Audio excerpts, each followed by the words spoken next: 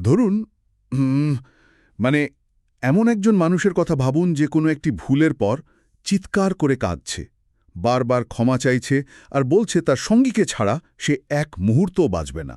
হুম। এরকম পরিস্থিতি তো আমাদের সমাজে বা আশেপাশেই প্রায়ই দেখা যায়। একদম। আর তার এই আবেগ এতই তীব্র যে দেখে মনে হতে পারে এই পৃথিবীতে তার মতো ভালোবাসতে আর কেউ জানে না। আমরা যারা শুনছি তারা হয়তো ভাবি এটাই তো চরম ভালোবাসা, তাই না? ঠিক। সমাজ তো আমাদের ছোটবেলা থেকেই এটা শিখিয়েছে।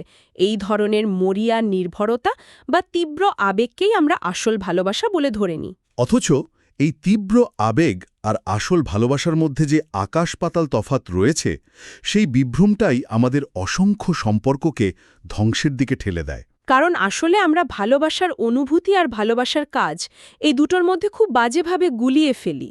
আর ঠিক এই জায়গা থেকেই আমাদের আজকের এই গভীর আলোচনা শুরু। আজ আমরা বেল হুকসের অত্যন্ত প্রভাবশালী এবং বিখ্যাত বই all about love new visions এর একেবারে গভীরে প্রবেশ করব। হ্যাঁ, আমাদের আজকের এই আলোচনার ভিত্তি হল বইটির একটি বিস্তারিত অডিও বুক ট্রান্সক্রিপ্ট। এখানে লেখিকা তার ব্যক্তিগত অভিজ্ঞতা আর সমাজতাত্ত্বিক বিশ্লেষণের মাধ্যমে ভালোবাসার প্রচলিত সংজ্ঞাকে পুরোপুরি ভেঙে চুরে নতুন করে গড়েছেন। তবে মূল আলোচনায় ঢোকার আগে একটা বিষয় খুব স্পষ্টভাবে পরিষ্কার করে নেওয়া প্রয়োজন। এই বইটিতে লেখিকা বেশ কিছু রাজনৈতিক এবং সমাজতাত্ত্বিক মতাদর্শের কথা বলেছেন। বিশেষ করে পুরুষতন্ত্র এবং পুঁজিবাদী সমাজ ব্যবস্থার কড়া সমালোচনা করেছেন তিনি।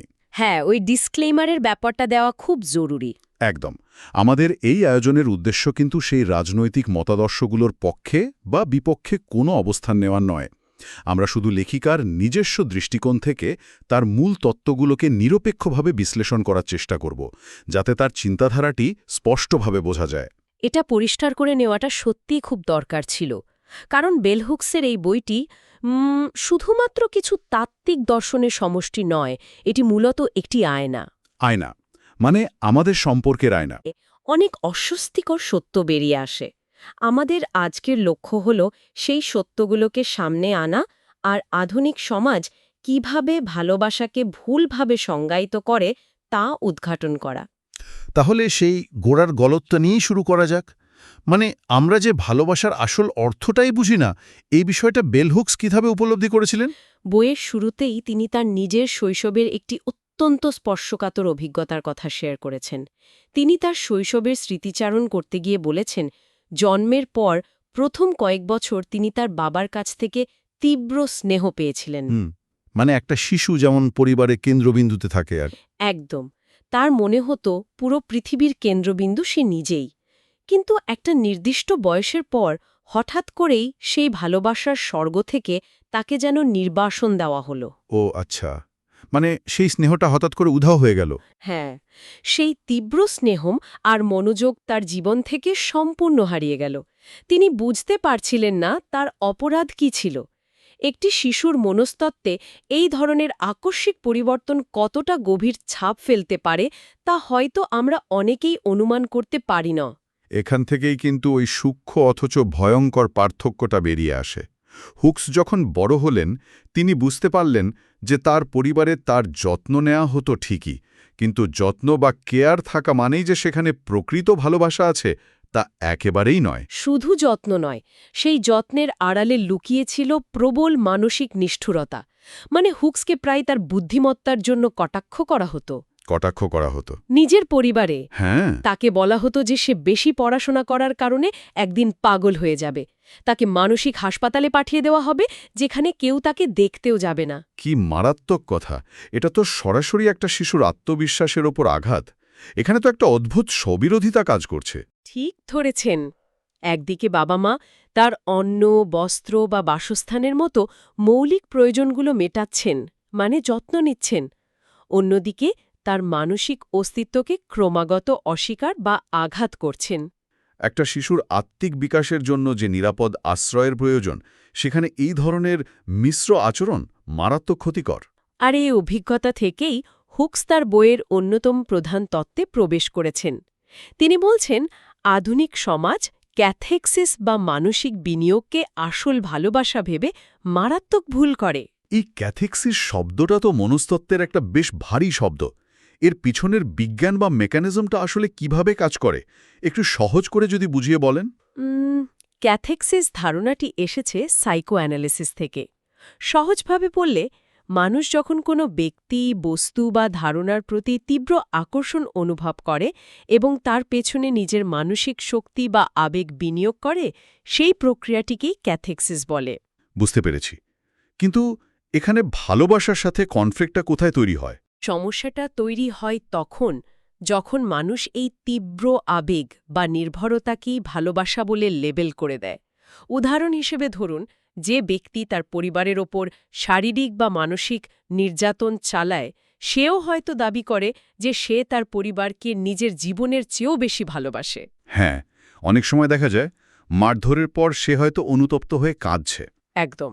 এর কারণ হল সে তার পরিবারের প্রতি তীব্র ক্যাথেক্সিস বা মানসিক নির্ভরতা অনুভব করে। তার কাছে পরিবার হল তার নিজের পরিচয়ের একটা অবিচ্ছেদ্য অংশ। কিন্তু হুকস একটি অকাট্য সত্য তুলে ধরেছেন। কি সেটা? যেখানে অপব্যবহার বা অ্যাবিউজ থাকে, সেখানে কখনোই ভালোবাসা থাকতে পারে না, অনুভূতি যতই তীব্র হোক না কেন।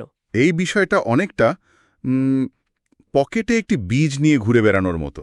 পকেটে বীজ, বেশ ইন্টারেস্টিং। একটু বিস্তারিত বলবেন? মানে ধরুন, কেউ একজন পকেটে একটা বীজ নিয়ে ঘুরছে আর মনে মনে ভাবছে আমার কাছে একটা বিশাল গাছ আছে। সে ওই বীজের প্রতি তীব্র আবেগ অনুভব করছে। বুঝতে পারছি। কিন্তু প্রকৃত ভালোবাসা হলো সেই বীজটিকে পকেট থেকে বের করে মাটিতে পোতা, প্রতিদিন তাকে নিয়ম করে জল দেওয়া, আগাছা পরিষ্কার করা এবং রোদের ব্যবস্থা করা। ক্যাথেক্সিস হলো পকেটে বীজ নিয়ে থাকা, আর ভালোবাসা হলো সেই পরিচর্যার কাজটা করা। আমরা অনেকেই ওই বীজ পকেটে নিয়েই মনে করি আমরা ভালোবাসতে জানি। খুব প্রাসঙ্গিক এবং চমৎকার একটি রূপক। আর ওই পকেটে রাখা বীজটা কিন্তু একসময় শুকিয়ে যায় বা নষ্ট হয়ে যায়।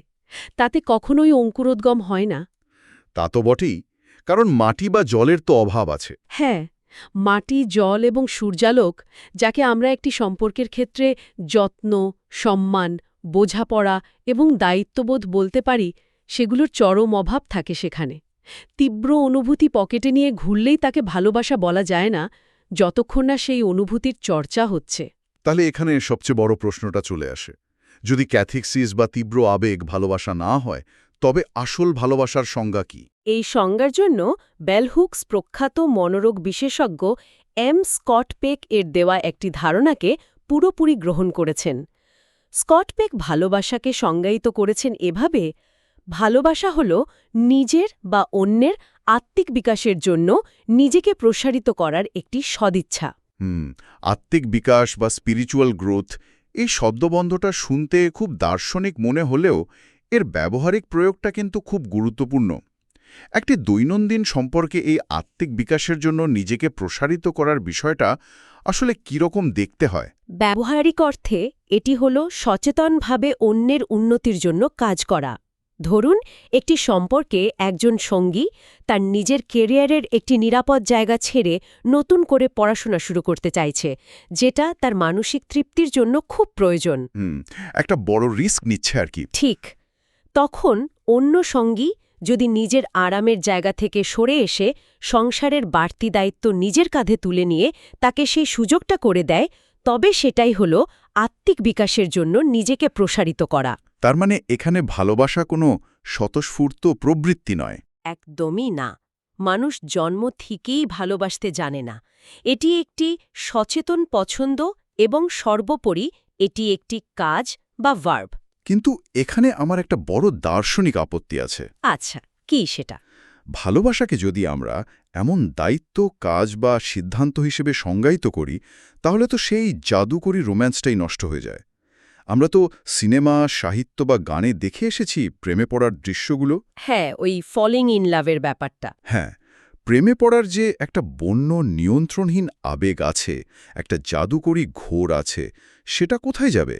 সবকিছু যদি এত হিসাব করে ভেবেচিন্তে সিদ্ধান্ত নিয়ে করতে হয়, তবে সেটা তো দাঁতের ডাক্তারের অ্যাপয়েন্টমেন্টের মতো একটা নীরস রুটিন হয়ে দাঁড়াবে।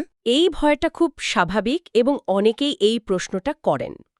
মনে হতে পারে যে সচেতনতার রোম্যান্সের জাদুকে মেরে ফেলে। কিন্তু বিষয়টা একটু অন্যভাবে চিন্তা করে দেখুন। হুকস বলছেন এই ফলিং ইন লাভ বা হঠাৎ করে প্রেমে পড়ার মিথটা আসলে আমাদের এক ধরনের দায়মুক্তি দেয়। দায়মুক্তি কিভাবে?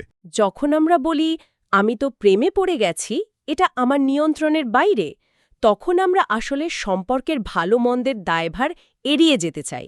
আমরা বোঝাতে চাই যে পরিস্থিতি খারাপ হলে সেটাও আমার নিয়ন্ত্রণে নেই, কিন্তু সচেতন এবং ইচ্ছাকৃত ভালোবাসা রোম্যান্সকে শেষ করে না, বরং এটিকে আরও গভীর করে। কিভাবে গভীর করে? কারণ রুটিন তো একঘেয়েমি নিয়ে আসে। প্রতিদিন একই কাজ করতে তো বোরিং লাগার কথা। কারণ আপনি যখন জানেন যে আপনার সঙ্গী কেবল মোহের বশে আপনার সাথে নেই, বরং প্রতিদিন সকালে উঠে সে সচেতনভাবে আপনাকে বেছে নিচ্ছে এবং আপনার বিকাশের জন্য কাজ করার সিদ্ধান্ত নিচ্ছে, তখন সেই রোমান্সের ভিত্তি অনেক বেশি শক্তিশালী হয়। অন্ধ আবেগের উপর ভিত্তি করে তৈরি হওয়া মোহ একসময় কেটে যায়। তা ঠিক। তখন যে শূন্যতা তৈরি হয় তা অনেক সম্পর্ককে টিকতে দেয় না। একদম। কিন্তু ভালোবাসা যখন একটি সচেতন কাজ হয়, তখন সেই প্রথম দিকের সাময়িক স্ফুলিঙ্গটা একটা দীর্ঘস্থায়ী উনুনের আগুনে পরিণত হয়, যা অনেক বেশি উত্তাপ এবং আলো দিতে সক্ষম। এই বিষয়টা সত্যি ভাবার মতো। তার মানে ভালোবাসা অনুভব করার চেয়েও অনেক বড় হলো প্রতিদিন ভালোবাসার চর্চা করা। কিন্তু প্রশ্ন হলো, আমরা তো আর শূন্য থেকে এই চর্চা শুরু করি না। আমাদের প্রথম শিক্ষাকেন্দ্র হলো পরিবার। হ্যাঁ, পরিবার থেকেই তো আমাদের বেসিক ফাউন্ডেশন তৈরি হয়। ঠিক। কিন্তু পরিবার নামক এই প্রথম স্কুল নিজেই যদি ত্রুটিপূর্ণ হয়, তবে একটি শিশুর মনস্তত্ত্বে কি ঘটে? এটা আধুনিক সমাজের একটি অন্যতম বড় সংকট। পরিবার হলো সেই জায়গা যেখানে আমরা প্রথম ভালোবাসার অর্থ শিখি। কিন্তু হুকস খুব স্পষ্টভাবে দাবি করেছেন, যেখানে ন্যায় বিচার বা জাস্টিস নেই, সেখানে ভালোবাসা থাকতে পারে না। পরিবারের ভেতরে ন্যায়বিচারের অভাব বলতে তিনি ঠিক কোন দিকগুলো বোঝাতে চেয়েছেন? মূলত শিশুদের সাথে বড়দের যে খরতার বৈষম্য থাকে, হুকস সেই দিকটি তুলে ধরেছেন। আমাদের সমাজে এটি খুবই সাধারণ একটি দৃশ্য যে অভিভাবকরা শিশুদের শারীরিকভাবে বা মানসিকভাবে শাস্তি দেন। হয়তো খুব সামান্য কারণেই একটা বাচ্চাকে মারা হলো। হ্যাঁ, তারপর সেই অভিভাবকই অপরাধবোধে ভুগে বাচ্চাটিকে জড়িয়ে ধরে বললেন, আমি তোমাকে ভালোবাসি বলেই এটা করছি, বা তোমার ভালোর জন্যই তোমাকে শাসন করছি। ঠিক এই জায়গাটাতেই সমস্যা। এর ফলে বাচ্চাটির মস্তিষ্কে ভালোবাসা এবং আঘাতের মধ্যে একটা অদ্ভুত সংযোগ তৈরি হয়ে যায়। মানে সে ভাবতে শুরু করে যে ভালোবাসলেই বুঝি আঘাত করা যায়। একদম। বাচ্চাটির মনস্তত্ত্বে একটি ভয়ঙ্কর মেকানিজম কাজ করতে শুরু করে। সে ভালোবাসার সাথে নিষ্ঠুরতা বা ব্যথার সহ অবস্থানকে স্বাভাবিক বলে মেনে নিতে শেখে। তার ব্রেন এই তথ্যটা প্রসেস করে যে মানুষটা আমাকে সবচেয়ে বেশি ভালোবাসে, তার অধিকার আছে আমাকে আঘাত করার বা আমাকে ছোট করার। এটা তো সাংঘাতিক একটা ব্যাপার। আর এই ত্রুটিপূর্ণ শিক্ষা নিয়ে যখন শিশুটি বড় হয়, হ্যাঁ, প্রাপ্তবয়স্ক জীবনের রোমান্টিক সম্পর্কে জড়ালে সে অবব্যবহার বা অ্যাবিউজকে ভালোবাসার একটি অবিচ্ছেদ্য অংশ বলে ধরে নেয়। সে হয়তো এমন একজন সঙ্গীকে বেছে নেয় যে তাকে অপমান করে, কারণ তার অবচেতন মন মনে করে এটাই তো ভালোবাসার স্বাভাবিক রূপ। সমাজ ব্যবস্থার ক্ষমতার কাঠামোর একটি নিরপেক্ষ বিশ্লেষণ করেছেন। তার মতে, আমাদের প্রচলিত সমাজ ব্যবস্থায়, যাকে অনেকেই পুরুষতান্ত্রিক কাঠামো বলে থাকেন, ক্ষমতা ধরে রাখার জন্য মিথ্যা বলা বা তথ্য লুকিয়ে রাখার একটি প্রবণতা তৈরি হয়। যাদের হাতে ক্ষমতা থাকে তারা নিজেদের আধিপত্য বজায় রাখতে অনেক সময় সত্যকে বিকৃত করে বা আড়াল করে। ঠিক তাই। সম্পর্কের মধ্যে যখন এই ধরনের ক্ষমতার খেলা চলে, তখন সেখানে সত্যের কোনো জায়গা থাকে না। আর যেখানে সত্য নেই, সেখানে একে অপরের প্রতি আস্থা তৈরি হওয়া তো অসম্ভব। এই সততার বিষয়টা নিয়ে আমার একটা অদ্ভুত পর্যবেক্ষণ আছে। আচ্ছা, শুনছি। বড়রা শিশুদের সবসময় নীতিবাক্য শোনায় যে কখনো মিথ্যে কথা বলবে না, সবসময় সত্যপথে চলবে। কিন্তু বাস্তব জীবনে দেখা যায় পরিস্থিতি এড়াতে বা নিজেদের ক্ষমতা এবং সুবিধা বজায় রাখতে বড়রাই সবচেয়ে বেশি মিথ্যার আশ্রয় নেয়। হ্যাঁ, এটা তো আমরা রোজই দেখি। শিশুরা কিন্তু খুব তীক্ষ্ণ পর্যবেক্ষক হয়। তারা বড়দের এই দ্বৈতনীতি বা কপটতা খুব সহজেই ধরে ফেলে। এর ফলে তাদের মনে সত্য এবং ভালোবাসার মধ্যে থাকা পবিত্র সম্পর্কটি ভেঙে যায়। এই কপটতা শিশুদের শেখায় যে ক্ষমতার কাছে সত্য সবসময় আপোস করতে বাধ্য। তারা বুঝতে শেখে যে সম্পর্ক মানেই হল নিজের আসল রূপ লুকিয়ে রেখে একটা সুবিধাজনক মুখোশ পরে থাকা। অসাধারণ বলেছেন, মুখোশ পরেই থাকা। বিখ্যাত মনোবিজ্ঞানী কার্ল জং একবার বলেছিলেন, যেখানে ক্ষমতার আকাঙ্ক্ষা থাকে সেখানে ভালোবাসা অনুপস্থিত। আধিপত্য বিস্তারের লড়াই এবং আত্মিক বিকাশের জন্য নিজেকে প্রসারিত করার কাজ, এই দুটো সম্পূর্ণ বিপরীত মেরুর জিনিস। যদি পরিবারের ভেতরের এই ভাঙা কাঠামো নিয়ে শিশুরা বড় হয়, তবে সেই শিশুরাই তো একদিন সমাজের বৃহত্তর ব্যবস্থাগুলো তৈরি করে। পরিবার থেকে বেরিয়ে এই সচেতন ভালোবাসার অভাব কিভাবে আমাদের বৃহত্তর সমাজকে প্রভাবিত করে? এখানেই হয়তো হুকসের লাভ এথিক বা ভালোবাসার নৈতিকতার ধারণাটি আসে। হুকস সমাজের বৃহত্তর চিত্রটি খুব নিখুঁতভাবে বিশ্লেষণ করেছেন। তিনি এরিক ফ্রম বা মার্টিন লুথার কিং জুনিয়রের মতো চিন্তাবিদদের লেখার সূত্র ধরে দেখান যে বর্তমান আধুনিক সমাজ মূলত লোভ, বস্তুবাদ এবং ক্ষমতার প্রতি এক ধরনের আচ্ছন্নতায় ভুগছে। এই আচ্ছন্নতা তো আমাদের চারপাশেই স্পষ্ট, কিন্তু সমাজতাত্ত্বিক দৃষ্টিকোণ থেকে প্রভাবটা কি? প্রভাবটা খুব গভীর। তিনি দাবি করেন যে আজকের কনজিউমারিজম বা ভোগবাদী সমাজ ব্যবস্থা মানুষকে একে অপরের সাথে যুক্ত হওয়ার চেয়ে জিনিসপত্র জমানো এবং ক্ষমতার চর্চায় বেশি আগ্রহী করে তুলেছে। কিন্তু কিভাবে এই ভোগবাদ আমাদের মনস্তত্ত্বকে পরিবর্তন করে? মানে জিনিসপত্র কেনার সাথে ভালোবাসার কি সম্পর্ক? সম্পর্কটা খুবই সূক্ষ্ম কিন্তু শক্তিশালী। ভোগবাদ অত্যন্ত চতুরতার সাথে ভালোবাসার কাজ বা অ্যাকশনকে প্রতিস্থাপন করে দেয় কেনাকাটার অনুভূতি বা ট্রানজ্যাকশন দিয়ে। মানে ভালোবাসার বদলে আমরা জিনিসপত্র কিনি? অনেকটা সেরকমই। একটি সম্পর্কে যখন সময় দেওয়া বা আত্মিক বিকাশের জন্য পরিশ্রম করার মতো উপাদানগুলো কমতে থাকে, তখন সমাজ আমাদের শেখায় দামি উপহার, গয়না বা গ্যাজেট কিনে সেই শূন্যতা পূরণ করতে। বিজ্ঞাপনগুলো তো ঠিক এই কাজটাই করে। তারা বোঝায় যে ভালোবাসা প্রমাণ করতে হলে হিরে বা দামি গাড়ি কিনে দিতে হবে। একদম ঠিক ধরেছেন। মানুষ ভালোবাসার পরিচর্যা করার চেয়ে ভালোবাসার একটা প্রতীক কিনে ফেলাকে বেশি সহজ মনে করে। কিন্তু তাতে আত্মার ক্ষুধা মিটছে না। একটি লাভ এথিক গ্রহণ করার অর্থ হল এই ধ্বংসাত্মক সংস্কৃতি থেকে সচেতনভাবে বেরিয়ে আসা। তার মানে ভালোবাসা শুধুমাত্র কোনো নির্দিষ্ট রোম্যান্টিক পার্টনার বা পরিবারের জন্য সংরক্ষিত বিষয় নয়। এটি আমাদের কর্মক্ষেত্রে, রাজনীতিতে, বন্ধুত্বে এবং এমনকি অপরিচিত মানুষের সাথে আমাদের প্রতিদিনের আচরণেও সমানভাবে প্রযোজ্য। হুকস্ট্রিক এটাই বলতে চেয়েছেন।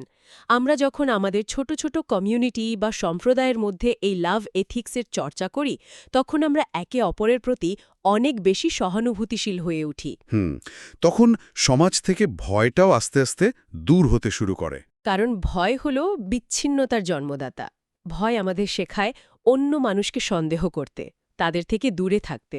অন্যদিকে ভালোবাসা হল সংযুক্তির মাধ্যম, যা আমাদের একে অপরের সাথে জুড়ে দেয়। এই সমাজ এবং ভালোবাসার সম্পর্ক বোঝাতে আমার মাথায় আবার একটি প্রযুক্তিগত রূপক আসছে। আচ্ছা, আগের রূপকটা তো দারুণ ছিল, এবারেরটা কি? আধুনিক প্রযুক্তি দিয়ে ভাবলে লাভ এথিক হল একটি সমাজের মেইন অপারেটিং সিস্টেম বা ওএস এর মতো। এটি কেবল ব্যক্তিগত জীবনের কোনো ছোট বা সাধারণ অ্যাপ নয়। এই উপমাটা বেশ কৌতূহল উদ্দীপক। এটাকে আরেকটু বিস্তারিতভাবে কিভাবে ব্যাখ্যা করবেন? ধরুন, সমাজের অপারেটিং সিস্টেম যদি লোভ, ক্ষমতা আর নিরাপত্তাহীনতার কোড দিয়ে তৈরি হয়, তবে সেই অপারেটিং সিস্টেমে ব্যক্তিগত ভালোবাসার নামের অ্যাপটি আপনি যতবারই ইনস্টল করার চেষ্টা করুন না কেন, তা বারবার ক্র্যাশ করবে। কারণ ব্যাকগ্রাউন্ড প্রসেসগুলো তো ঠিক নেই। একদম। ব্যাকগ্রাউন্ডে লোভ আর সন্দেহ নামের প্রসেসগুলো সমাজের সবটুকু র্যাম বা শক্তি শুষে নিচ্ছে। অপারেটিং সিস্টেমটাই করাপ্ট হয়ে থাকলে সেখানে একটি সুস্থ অ্যাপ কাজ করতে পারে না। অত্যন্ত চমৎকারভাবে বিষয়টিকে তুলে ধরেছেন। আমরা যদি সমাজের বৃহত্তর কাঠামোতে লোভ, দুর্নীতি এবং আধিপত্যকে স্বাভাবিক বলে মেনে নিই, তবে আমরা কখনোই আশা করতে পারি না যে আমরা নিজেদের বাড়ির ভেতরে দরজা বন্ধ করে একটি সম্পূর্ণ সুস্থ এবং ভালোবাসাপূর্ণ সম্পর্ক টিকিয়ে রাখতে পারব। তা তো বটেই। সমাজ আর ব্যক্তি তো আলাদা নয়। হ্যাঁ, সমাজ এবং ব্যক্তি একে অপরের সাথে অবিচ্ছেদ্যভাবে যুক্ত।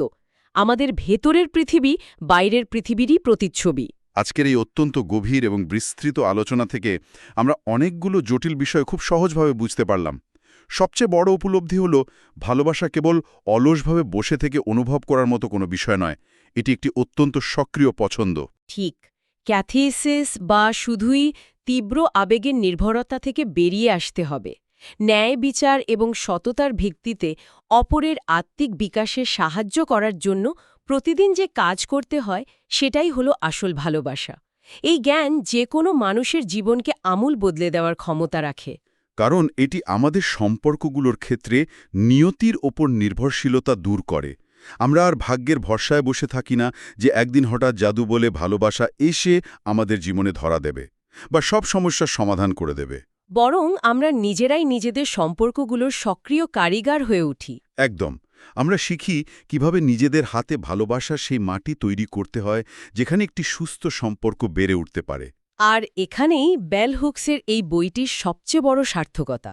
এটি আমাদের শেখায় যে ভালোবাসার জন্য আমাদের দায়িত্ব নিতে হবে, নিজের প্রতি এবং আমাদের চারপাশে থাকা অন্য মানুষগুলোর প্রতি। আজকের এই দীর্ঘ আলোচনার শেষে একটি নির্দিষ্ট প্রশ্ন রেখে যেতে চাই, যা হয়তো আজকের আলোচনায় আমরা সরাসরি বলিনি, কিন্তু সম্পূর্ণ আলোচনাটি এই প্রশ্নের দিকে ইঙ্গিত করে। হ্যাঁ, বলুন। প্রশ্নটা সবার ভাবনার খোরাক হতে পারে। যদি ভালোবাসা সত্যি একটি সক্রিয় কাজ হয় যার মূল উদ্দেশ্য হল আত্মিক বিকাশ, তবে যে কোনো মানুষের জীবনে নিজেকে ভালোবাসার কাজগুলো কি সেভাবেই নির্ধারণ করা সম্ভব? আমরা কি আমাদের দৈনন্দিন রুটিনে নিজেদের আত্মিক বিকাশের কাজগুলোকে ঠিক সেভাবেই গুরুত্ব দিয়ে ক্যালেন্ডারে লিখে রাখতে পারি, যেভাবে আমরা কোনো গুরুত্বপূর্ণ ব্যবসায়িক মিটিং বা চিকিৎসকের অ্যাপয়েন্টমেন্ট লিখে রাখি? ওয়াও, দারুণ একটা দৃষ্টিভঙ্গি। যদি মানুষেরা তাদের সময়কে ভালোবাসার এই ছোট ছোট কাজের জন্য সচেতনভাবে ভাগ করে নিতে শেখে, তবে তাদের জীবনের চিত্রটা সত্যি অনেকটা বদলে যেতে পারে। ঠিক এই ভাবনার জায়গাটাতেই আজকের আলোচনা শেষ করছি। ভালোবাসা কোনো হঠাৎ গজিয়ে ওঠা আগাছা নয়, এটি অত্যন্ত যত্ন নিয়ে প্রতিদিন একটু একটু করে গড়ে তোলা একটি বাগান। আশা করি এই নতুন দৃষ্টিভঙ্গি সবার ব্যক্তিগত সম্পর্কগুলোকে এক নতুন এবং অর্থবহ পথে চালিত করতে সাহায্য করবে। আগামীতে এভাবে নতুন কোনো বিষয় নিয়ে আরও গভীরে তলিয়ে দেখার চেষ্টা করব। সবাই খুব ভালো থাকবেন আর নিজেদের ভালোবাসার বাগানটির যত্ন নেবেন। আর হ্যাঁ, সবসময় ভাবতে থাকবেন। বিদায়।